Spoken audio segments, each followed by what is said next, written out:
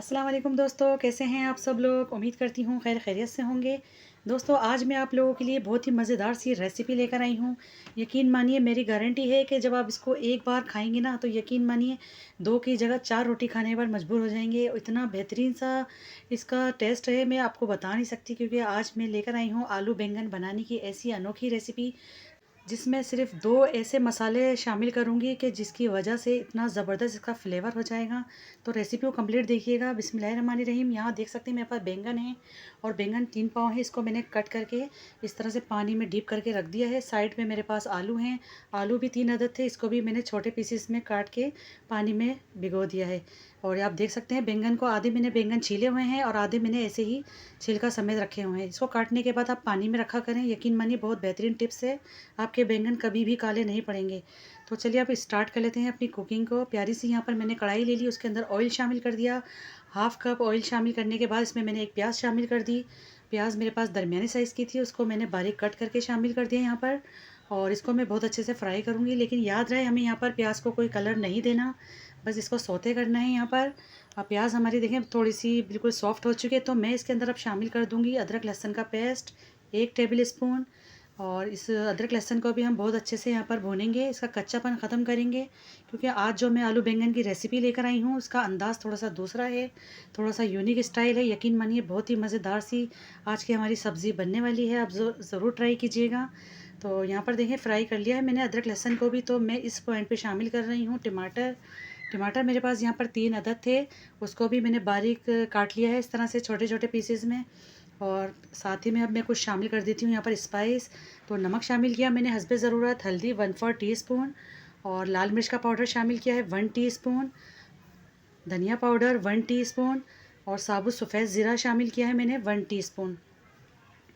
तो ये सारे सूखे मसाले इस पे चले गए हैं। थोड़ा-सा मैं यहाँ पर पानी भी शामिल करूँगी ताकि हमारे मसाले जले ना, और इसको मैं अच्छे से भून लेती हूँ। तो यहाँ पर देखिए थोड़ा-सा मैंने पानी भी शामिल किया है ताकि हमारे मसाले जले ना। इसको मैं अच्छे से भून लूँगी, और कच्चापन यहाँ पर हमें दूर करना है तमाम मसालों का। इसके लिए मैं थोड़ी देर कवर करूँगी ताकि टमाटर हमारे अच्छे से सॉफ्ट हो जाएँ। तो मैंने यहाँ पर देखिए लीड लगा दी है, और 5 मिनट के बाद मैं इसको चेक करूँगी। तो चलिए देख लेते हैं, 5 मिनट हो गए हैं इसको कुक होते हुए। टमाटर हमारे अच्छे से सॉफ्ट हो गए हैं। इसको हम भूनते जाएँगे, और टमाटर ने देखिए अपना कितना पानी रिलीज़ किया है यहाँ पर। बहुत अच्छे से हमें टमाटरों को यहाँ पर भूनना है, बहुत अच्छा सा हमें यहाँ पे मसाला बनाना है। अब यहाँ पे मैं शामिल कर दूँगी आलू, जो आलू मैंने कट करके रखे हुए थे। तो यहाँ पर आलू शामिल कर देते हैं सबसे पहले, और इसको मैं अच्छे से पहले मिक्स कर लेती हूँ। अच्छा, मैं यहाँ पर बैंगन एकदम से शामिल नहीं करूँगी, क्योंकि बैंगन बहुत ज़्यादा टाइम नहीं लेते गलने में। तो इसलिए थोड़ी-सी आँच अगर आलू को लगा लिया जाए तो बेहतर है यहाँ पर। तो मैंने हल्का-सा खंगाला डाला है सिर्फ़ पानी का, 2 से 3 टेबल स्पून, और मैंने इसको कवर कर दिया। 5 मिनट के बाद मैं इसको देखूँगी, क्योंकि हमें यहाँ पर आलू पूरा नहीं गलाना, बस हमने थोड़ी-सी आँच लगानी है आलू पे। तो यहाँ पे देख सकते हैं बहुत अच्छे से टमाटर भी हमारे यहाँ पे मैश हो रहे हैं, और तमाम चीज़ें एक जान हो गई यहाँ पर।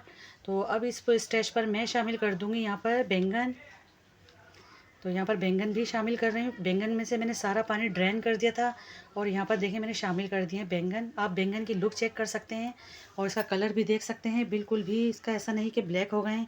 यकीन मानिए बहुत ही बेहतरीन टिप्स है। आप बैंगन को जब पकाने के लिए काटते हैं, तो उसको फ़ौरन से पानी में डाल दिया करें। इससे इसका कलर ख़राब नहीं होता, ना ही ब्लैक होता है। तो यहाँ पर देखें बैंगन की और आलू की मैंने अच्छे से मिक्सिंग कर दी है। अब यहाँ पे हमें पानी डालने की बिल्कुल भी ज़रूरत नहीं। नॉर्मल टू मीडियम आँच पे मैंने इसको पकने रख दिया है। तकरीबन 10 मिनट के बाद मैं आपको दिखाऊँगी। तो चलिए देख लेते हैं, यहाँ पर 10 मिनट हो गए हैं इसको कुक होते हुए, और देखिए माशाल्लाह से कितने ज़बरदस्त से पक रहे हैं, और कितना पानी ये रिलीज़ किया है। क्योंकि बैंगन को जैसे ही हीट लगती है, वो अपने ही जूसेस में पकना शुरू हो जाते हैं। तो इस रेसिपी में पानी का वैसे भी काम नहीं होता। तो मैंने इसको एक बार फिर कवर कर दिया था। तो यहाँ पर भी आप देख सकते हैं बहुत ज़बरदस्त किस्म के कुक हो रहे हैं यहाँ पर। अब मैं इसकी भुनाई करती जाऊँगी, और ये देखें कितने मज़ेदार से लग रहे हैं। आलू भी हमारा ऑलमोस्ट गल चुका है, क्योंकि हमें इस सब्ज़ी को बहुत ज़्यादा ओवर कुक नहीं करना। ऐसा नहीं करना कि हमें बिल्कुल इसका भरता बनाना है। अब वक्त आ गया है उस चीज़ का जिसका मैंने आपसे ज़िक्र किया था। तो यहाँ पर मैं शामिल कर रही हूँ 1 टीस्पून डेसिकेटेड कोकोनट, यानी पिसा हुआ खोपरा। ये बाज़ार में ईज़िली आपको मिल जाता है। पिसा हुआ खोपरा शामिल कर दिया मैंने 1 टीस्पून, और साथ में शामिल कर रही हूँ 1 teaspoon chicken powder. Chicken powder डालने से यकीन मानिए इतना बेहतरीन इसका फ्लेवर हो जाएगा कि आप लोग सोच भी नहीं सकते। आप बस खाते ही चले जाएँगे, हाथों को कंट्रोल करना मुश्किल हो जाएगा और इतना मज़ेदार इसका फ्लेवर लगेगा आपको कि मैं आपको बता नहीं सकती।